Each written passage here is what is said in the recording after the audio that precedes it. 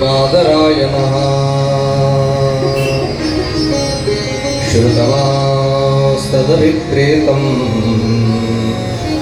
ततः किमकरोत् विभुः। ब्रह्मनद्यां सरस्वत्याम् आश्रवः पश्चिमे तटे क्षम्यप्रास इति प्रोक्तः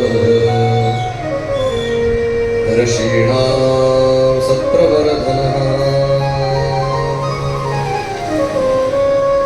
यस्यां वैश्रूयमाणायां कृष्णे परमपुरुषे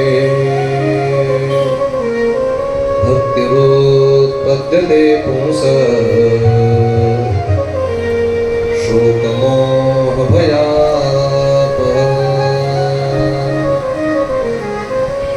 परीक्षितो राजर्षेः जन्मकर्मविलापनम् संस्थाञ्च पाण्डुपुत्राणां वक्षे कृष्णकथोदयम्।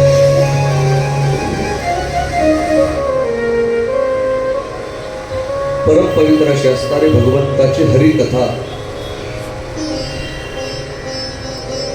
भगवान गोपाल कृष्ण परमात्म्याच्या जन्मोत्सवाच्या निमित्ताने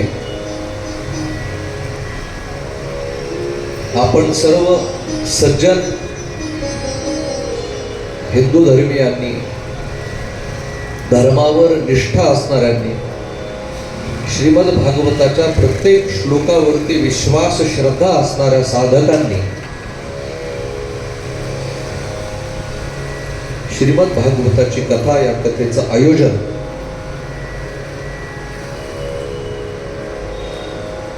गेल्या 3 दिवसापासून आपल्या या परिसरामध्ये श्रीमद भागवत ग्रंथाचं चिंतन प्राप्त समयामध्ये करण्याचा प्रयत्न चालू।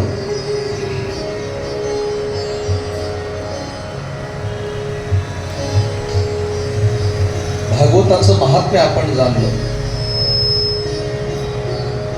प्रथम स्कंधाला स्पर्श केला, सत्य असत्याची परीक्षा केली, सत्यापासून सुखच आहे, असत्यापासून दुःखच आहे, सत्य हा परमात्मा आहे, असत्य हा प्रपंच आहे।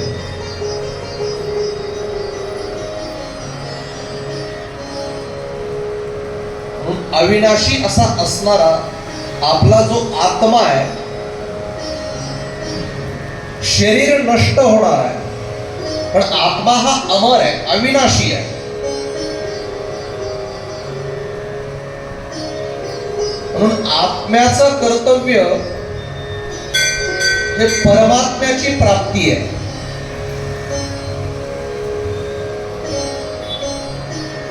आणि शरीर आणि संसारामधली जी काही कर्तव्य आहेत, मग मी कुणाचा मुलगा आहे, मी कुणाचा पती आहे,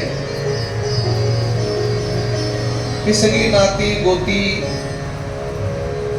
आप्त संबंध हे शरीराने सांभाळायचे, पण आत्मा परमात्म्यापासून कधीही बाजूला होणार नाही याची पदोपदी काळजी घ्यायची। की जसं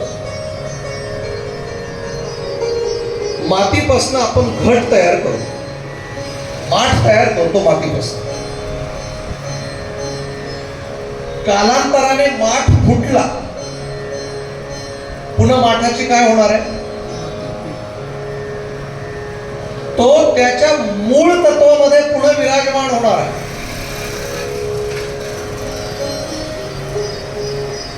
तसं आत्म्याला परमात्म्याकडे या शरीर रूपी साधनाच्या माध्यमातून आपल्याला न्यायचं आहे।